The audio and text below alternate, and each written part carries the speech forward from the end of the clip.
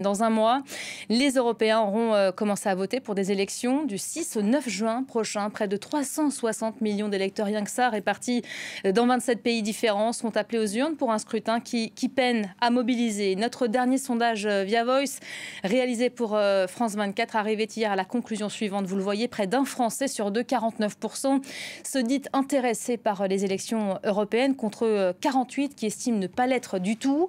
Parmi eux, les jeunes lassés du jeu politique, sceptiques aussi quant à l'utilité du vote ou encore tout simplement pris par d'autres inquiétudes. Une partie d'entre eux ne se rendra pas au rendez-vous. On va tenter de comprendre ce qui anime cette jeunesse européenne avec vous, Stéphane Faure. Bonjour. Vous êtes notre invité du jour, vous êtes journaliste, vous venez de sortir un livre que j'ai avec moi, 4000 km, périple en vélo à la rencontre de la jeunesse européenne. Alors vous avez en fil rouge tenté de répondre à cette question, qu'est-ce qui fait aujourd'hui rêver ces jeunes? Vous êtes un sportif parce que vous avez décidé de pédaler, de planter la tente un peu partout, 13 étapes différentes. Peut-être s'il fallait résumer en un mot ce que vous avez rencontré, ce qui est sorti de ce voyage, ce serait quoi? Moi, j'ai rencontré une jeunesse qui espère. Il y a certes une jeunesse qui doute, c'est probablement la même jeunesse d'ailleurs. Elle est inquiète par rapport au développement du monde.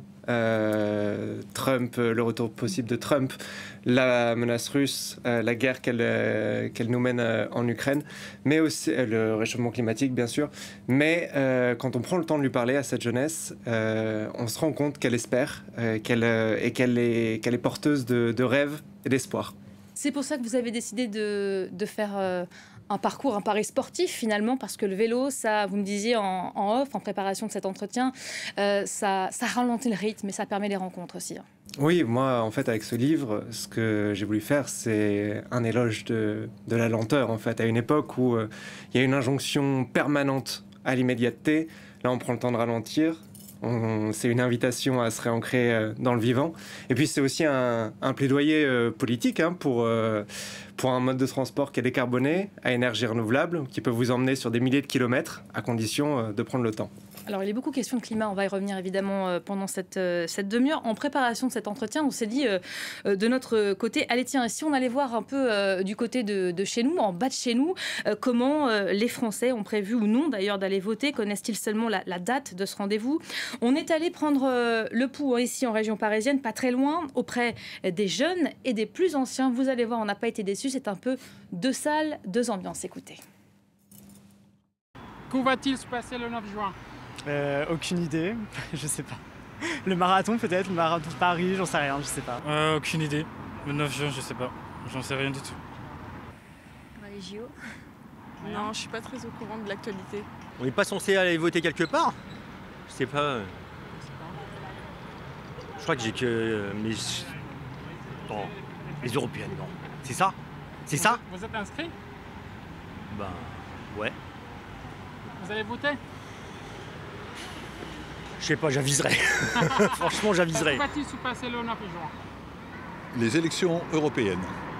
Il y a les élections européennes, oui. Ce sera les élections européennes. Les élections européennes. Ah, c'est les élections européennes.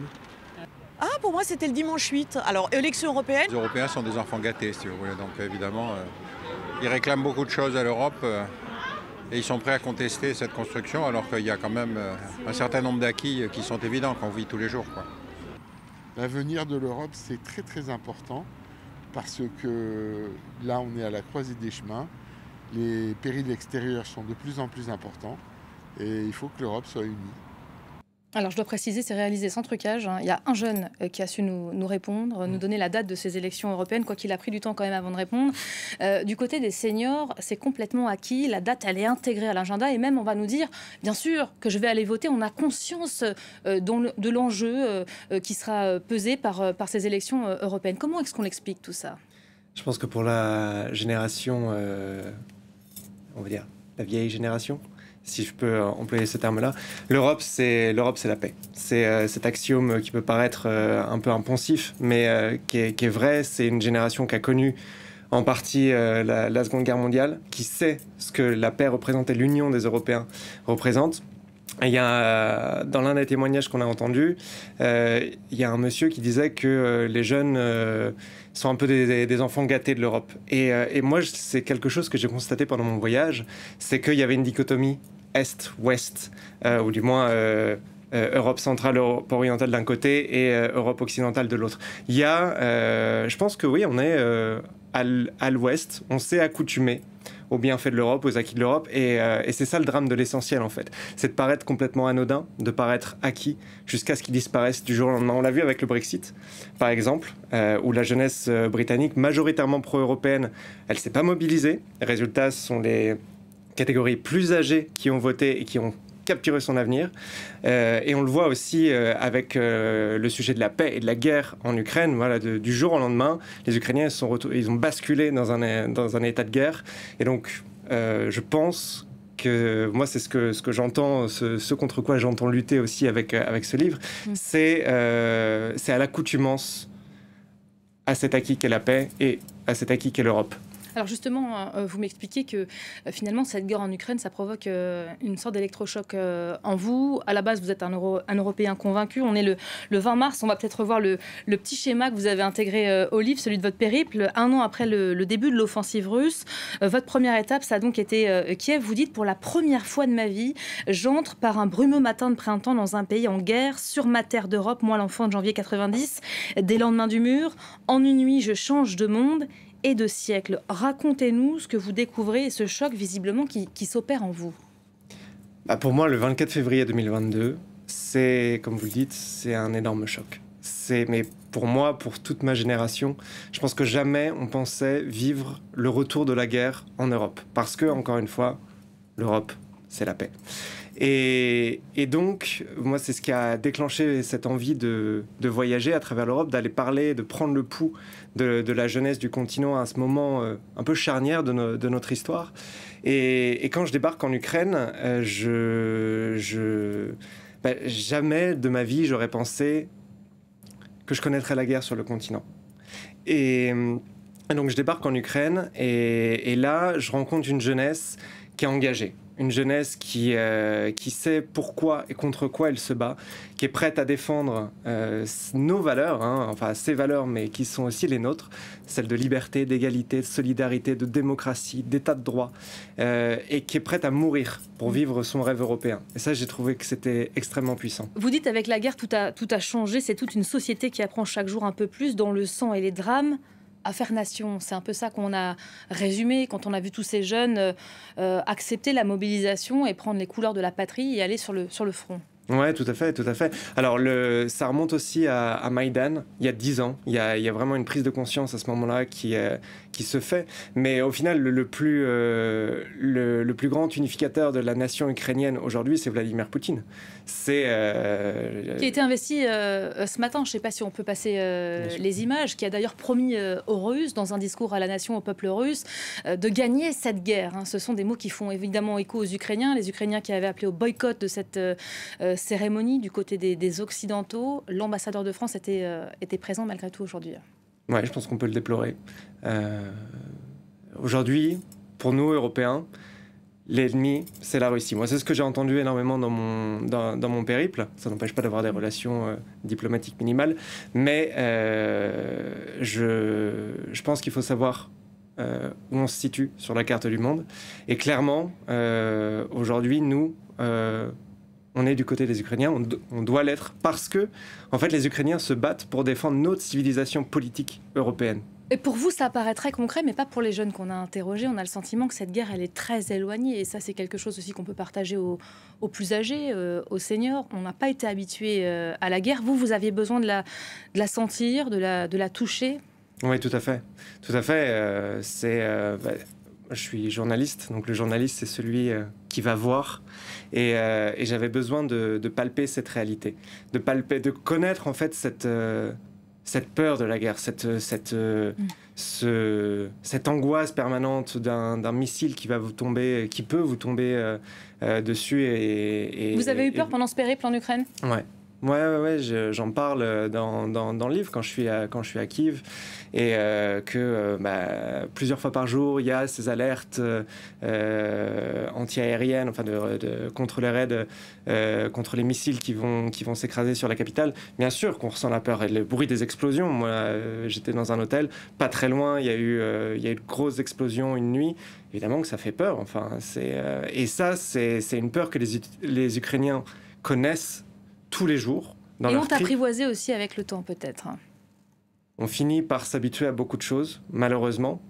Mais je pense que c'est un peu notre drame en Europe de l'Ouest, autant qu'une magnifique victoire de la construction européenne, d'avoir préservé la paix, bâti la paix pendant autant de décennies, mais c'est aussi de nous avoir accoutumés à cette paix. Et donc, on oublie le tragique de l'histoire, on oublie ce que représente justement cette construction de la paix. Et cette jeunesse aujourd'hui, elle a l'euro, elle a Erasmus, elle peut voyager sans problème, sans entrave via l'espace Schengen, elle est connectée.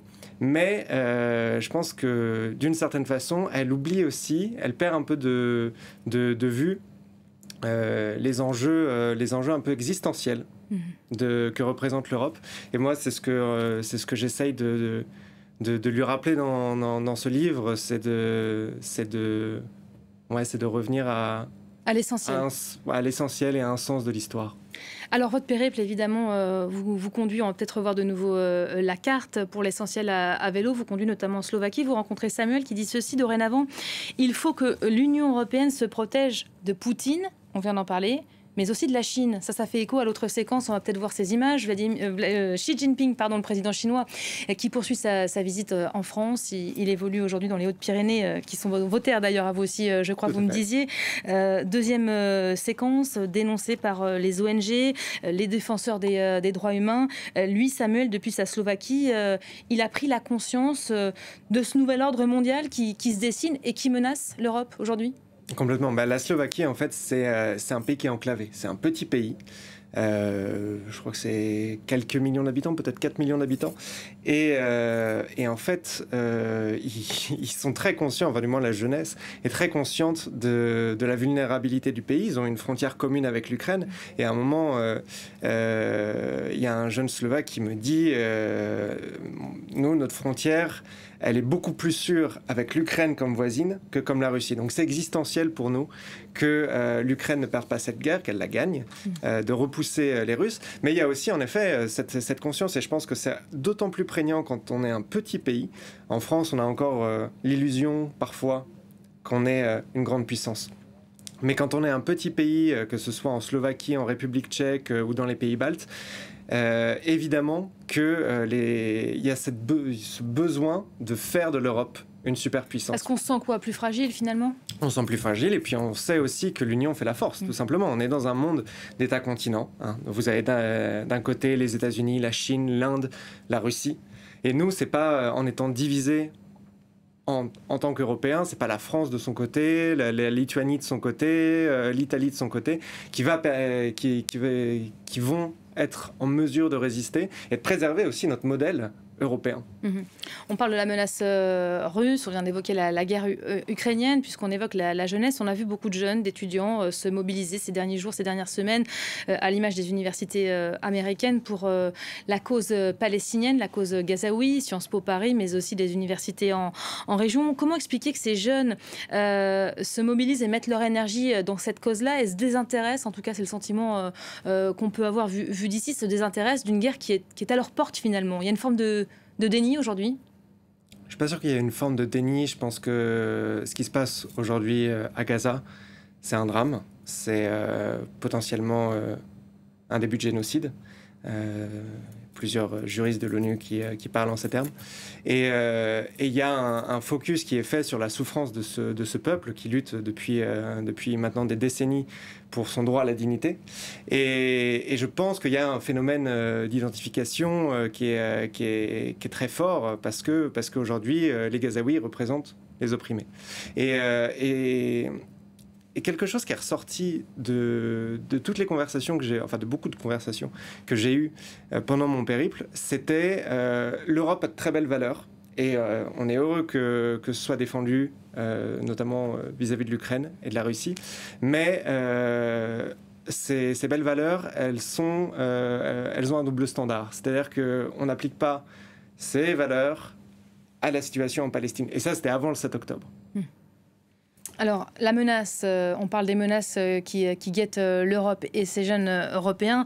Parlons peut-être de la percée des populismes dont on a bien conscience à l'Est aujourd'hui. Oui, tout à fait, tout à fait.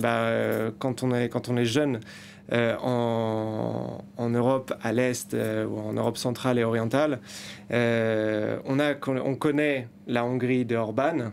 En Pologne, ils viennent l'extrême mobilisation de la jeunesse a permis de chasser les nationaux populistes du Parti droit et justice aux dernières législatives d'octobre 2023. Et il y a vraiment cette conscience que la liberté, c'est chèrement acquis. C'est une génération qui, si elle n'a pas connu la période soviétique, la période de domination soviétique, de totalitarisme, ça lui a été consciencieusement transmis par ses parents, par ses grands-parents. Ils en sont imprégnés et ils connaissent la valeur de la démocratie. Ils le voient et ils voient l'histoire se répéter. En fait, en Ukraine, tous m'ont dit, si l'Ukraine perd cette guerre, on est les prochains. La percée de l'extrême droite, on va peut-être regarder ces derniers chiffres ici en France. C'est évidemment un sujet. Sondage Harris Interactive, la liste macroniste conduite par Valérie Ayé aux élections européennes est désormais talonnée par le socialiste emmené par Raphaël Glucksmann, donné à seulement 1 point d'écart. Selon cette étude, on va peut-être voir les chiffres. Étude réalisée la semaine dernière, la liste Ayé qui recule d'1 point donc à 15%. Le chiffre qui reste stable, c'est celui de Jordan Bardella, stable à 31%, loin devant tous les autres finalement. Qu'est-ce que ça nous dit des Français et des Européens au sens large? Parce que ces chiffres, ils sont valables dans d'autres États, chez nos voisins. Ça nous dit qu'il y a une frustration, ça nous dit qu'il y a une colère, ça nous dit aussi que le souvenir de l'extrême droite au pouvoir en Europe, de ces dérives nationalistes, racistes, commence à s'estomper. Voilà, ça fait 80 ans qu'on est sorti de la Seconde Guerre mondiale, ça fait 50 ans que l'Estado Novo au Portugal a été abattu, même chose pour le franquisme. Et aujourd'hui, il y a de plus en plus de distance qui s'installe et on se dit que l'extrême droite, ça peut... il y a beaucoup de gens qui se disent que l'extrême droite peut représenter un espoir, une porte de sortie. Et elle catalyse les frustrations que j'évoquais précédemment, mais par rapport à son pourcentage de vote, du moins dans ce qu'indiquent les enquêtes d'opinion, moi je ferai attention aux illusions d'optique. Certes, le Front National est en tête chez les jeunes, apparemment, mais quand on additionne les pourcentages de vote pour les intentions de vote pour les listes de gauche et les listes centristes, elles sont majoritaires. Voilà, on est à plus de 50%. Donc attention aux illusions d'optique. Voilà, ces jeunes qui